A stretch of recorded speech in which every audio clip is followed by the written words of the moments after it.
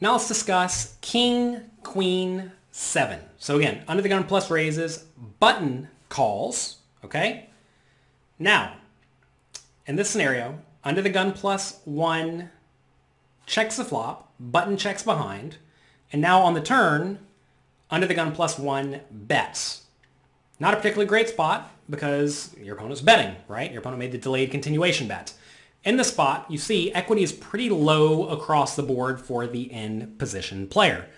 However, this is a neat spot where sometimes the in position player will raise when they have very, very good hands, because the out of position player is going to be betting with strong hands, but some non-nut hands. And we see here that the player on the button actually does get to raise with their best hands, even being in position, even being somewhat shallow stacked, right? So in this scenario, you see ace queen opts to raise, queen jack, queen 10, queen 9 raises. Not all the time, but sometimes. Also, some kings are opting to raise, which may seem a little bit optimistic. It seems a little bit optimistic to me. I'm probably not raising too often in this scenario, but that is what the solver recommends. And then a lot of calling too. I mean, I want to make it clear, we're still calling the vast majority of the range that we're going to play.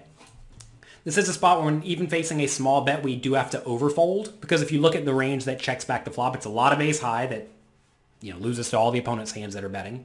Also a lot of various under pairs and under cards. These hands can't really do a whole lot in this spot. Like I said, sometimes you're just going to get a card that's really bad for your range. And when you do get a card that's bad for your range, there's really just not a whole lot you can do. Let's take a look at the hands that are opting to bluff. That's going to be ace jack, ace 10 sometimes, jack 10 suited a lot, jack 9 suited a lot. So interesting to see that these hands are opting to put in the small raise. By the way, we're not raising all in. I want to make that clear. Here, the pot's pretty small because there was no bet on the flop, right? So when the opponent bets, we're just putting in a small raise with all of these hands here. And I guess it makes some sense to raise with like a king here, because it's probably the best hand, and your opponent's going to call with some draws that you extract value from, and they're going to call with some weaker hands. So that does make some sense. But this is a scenario, one of the rare ones, where you're in position and you kind of have to overfold, just because your range is in pretty bad shape against the opponents.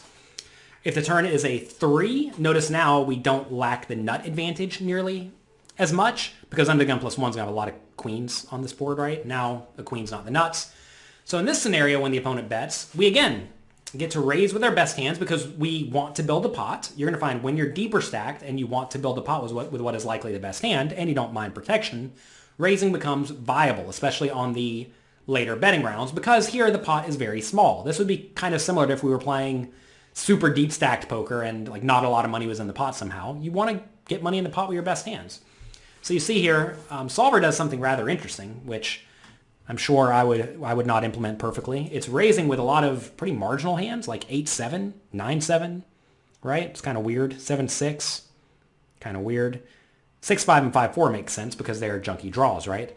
But the kings definitely make a lot of sense, especially the two-pair kings make a lot of sense to raise, so that makes a lot of sense. So anyway, in this scenario, notice we don't lack the nut advantage as much because our opponent, the queens, don't make the nuts, so we stick around more often. Notice we call 30% in this scenario on the turn 3, whereas let's say call 30%. We fold 30% on the turn 3, we fold 37 on the turn queen. So definitely make sure you are taking time to consider how your range lines up with your opponent's range, because that's going to go a long, long, long, long, long way to helping you understand how to play these scenarios.